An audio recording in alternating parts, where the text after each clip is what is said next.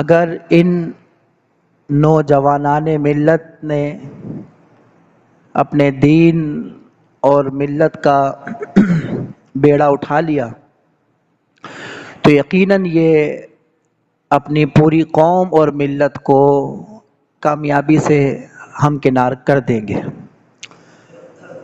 نوجوان وہ طبقہ ہوتا ہے ہر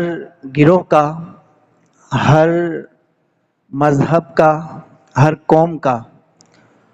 جو اگر قربانی دینے پر آ جائے اور اسٹرگل، محنت اور جد و جہد کے ساتھ وہ اس راہ پر گامزن ہو جائے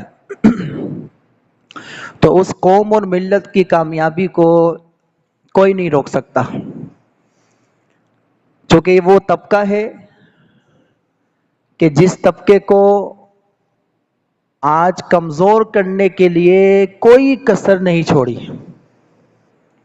اس طبقے کو عیاشی، عیش و عشرت، تفریح، فحش اسی طرف لگا دیا کہ یہ اس طرف آنے نہ پائے۔ ان سے سجدوں کی لذت،